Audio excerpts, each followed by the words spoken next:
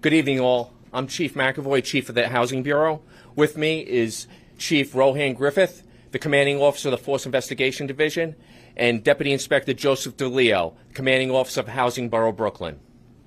I am here to provide an update on an officer-involved shooting that occurred today in the Brownsville section of Brooklyn, in which our officers were confronted with a dangerous and difficult situation and took decisive action to protect a mother and her children. The information I'm about to provide is preliminary and subject to change. At approximately 2:57 p.m., police were called to 108 Christopher Avenue within the Glenmore housing developments for a report of a domestic dispute. A female 911 caller stated that her father and her children was en route to the location and was known to carry weapons, including machetes and hammers.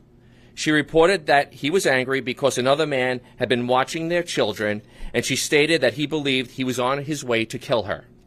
2 uniformed officers were immediately dispatched to the location. When officers from Police Service Area 2 arrived, they entered the apartment with the caller and discovered that an individual, a 25-year-old male, was already inside. Within seconds of entering the apartment, the man brandished a knife from his waistband and moved towards the officers. One officer deployed his taser, but it was ineffective. The man continued to advance towards the officers and got within a few feet. A second officer then discharged his firearm, firing 2 rounds and striking the man in the chest. Immediately after the shooting, officers began life-saving measures and requested EMS to the scene. Thankfully, the woman and children were not physically injured. The knife was recovered at the scene. The subject was transported to Brookdale Hospital, where he was pronounced dead. Both officers were removed to local hospital for evaluation. The entire incident is depicted on the officers' body-worn cameras. This investigation is ongoing and will be handled by our Force Investigation Division. I will now take some questions. I have some on-topic questions. So with Dean Moses, New York. Can you talk about the suspect's history? Does he have prior history of NYPD or any other mental health checks from the police department? At this point, that is still under investigation by Force Investigation Division. Any more on-topic questions? Eileen Palmer. And you said it was the father of those children, being the ex of the woman who called for help? That is correct. And Linda Schmidt talks about. Just a clarification. So the woman with how many children are there? There were multiple children in the apartment at the time. Okay, she has multiple children?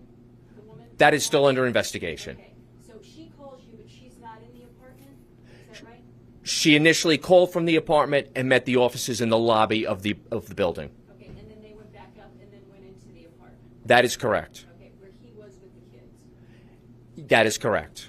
Okay, I just need a clarification. Okay, I'm going to go to ABC. If you can add to that, how did he get in the apartment? And was there an altercation in the apartment before police arrived? That is still under investigation how he made entry into the apartment. Any other on-topic questions?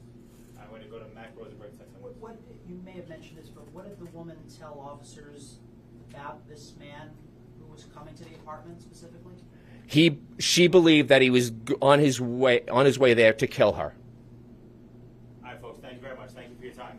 Thank you. Can we Thank do any you. off-topic? We'll grab it. Any off-topic? No off-topic, sir. All right, folks. Thank you very much. Okay. I'm going to grab a picture of the night for you guys. It's going on Twitter as well. Yes.